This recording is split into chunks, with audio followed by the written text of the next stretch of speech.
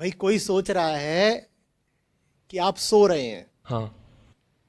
और वो आपको सोता समझ के चोरी कर रहा है, तो बेवकूफ कौन बन रहा है? कौन बन रहा है? जो चोरी कर रहा है वो बन रहा है। आप क्यों उसको इतना बेवकूफ बना रहे हैं? तो वो चोरी कर रहा है ना।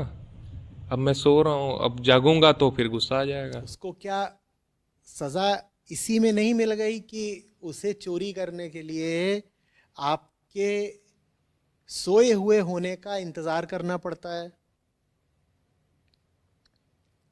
वो जो कुछ भी करना चाहता है खुलेआम बेधड़क नहीं कर सकता। क्या यही उसकी सजा नहीं है? अब आप चाहते हैं कि वो दूनी सजा पाए। एक सजा तो उसको ये मिल ही रही है कि वो जो भी कर रहा है वो मन पर बोझ लेकर कर रहा है, छुप छुप के कर रहा है, रात के अंधेरे में या मेज के नीचे से कर रहा है। ये सजा नहीं है? कहो, ये सजा है या नहीं है?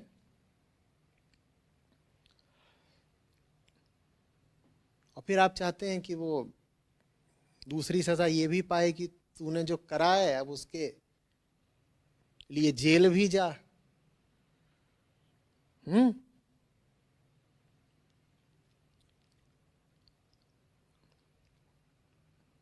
ये सब जो मक्कारियां होती हैं ना, ये मक्कारियां अपनी सजा आप होती हैं। सरकारी दफ्तर हो या कोई भी दफ्तर हो, जीवन का कोई भी क्षेत्र हो, कोई भी मक्कार इंसान मक्कारी करते वक्त ही, बल्कि मक्कारी करने से पहले ही सजा भुगत चुका होता है।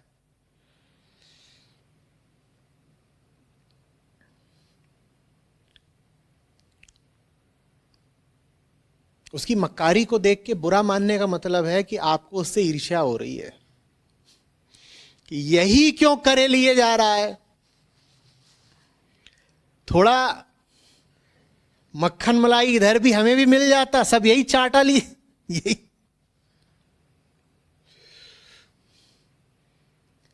उस बेचारे के साथ तो थोड़ी सहानुभूति रखिए, कुछ करुणा ही रख लीजिए। जो आदमी ईमान बेचकर जेब भरता हो उसको तो 2 रुपया ज्यादा दीजिए, कहिए कि तूने बहुत महंगी चीज बेच करके बहुत थोड़ा कमाया है, तू 2 रुपए और ले ले। तू बड़े नुकसान में चल रहा है भाई, तू लुटा जा रहा है रोज रोज। तू मुझसे जितना मांग रहा है उससे 10% ज्यादा ही ले ले। तेरी दुकान तो जल रही है।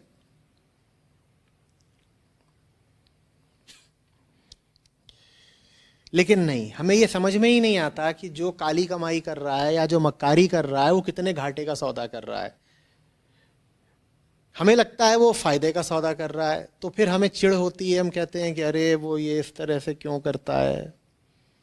अगर आपको किसी मक्कार आदमी की सफलता इत्यादि देख करके, जो सफलता है नहीं बस ऐसी लगती है, अगर आपको किसी मक्कार आदमी की सफलता आदि देख करके दुख होता है तो इसका अर्थ इतना ही है कि मन को टटोलिए, आपके भीतर भी मक्कार होने की इच्छा है, आप हो नहीं पा रहे हैं। ये दुख नहीं है, एक प्रकार की ईर्ष्या है। कह रहे यही निकल गया आगे, सारी घूस यही खा लेगा। आप सोच रहे हो घूस भी खा रहा है और मजे में भी है। नहीं है भाई, मजे में। समझते क्यों नहीं? और अगर आप ये नहीं समझेंगे कि वो घूस खा खा के मजे में नहीं है तो बात खतरनाक है। क्यों खतरनाक है? अगर मुझे लग रहा है कि ये बहुत घूस खाता है, मक्कारी से भरा जीवन जीता है, लोगों को बेवकूफ बनाता है और मजे मार रहा है, तो फिर मैं क्या करूंगा? मैं भी वही सब को करना चाहूंगा ना जो वो कर रहा है।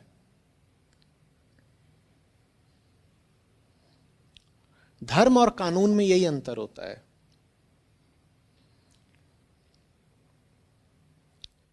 एक समाज जो कानून पर चलता हो, वहां बहुत ज्यादा सुव्यवस्था नहीं रह पाएगी, बहुत सख्त कानून हो तो भी सुव्यवस्था सतही ही रहेगी। और एक समाज जो धर्म पर चलता हो उसको कानूनों की बहुत कम जरूरत पड़ेगी, क्योंकि वहां हर व्यक्ति अपना पहरेदार स्वयं हो जाएगा। उसको पता होगा कि मैं जो कर रहा हूं उसकी सजा तो मुझे लगे हाथ मिल रही है, अभी अभी मिल रही है। ये कर्म ही अपनी सजा है।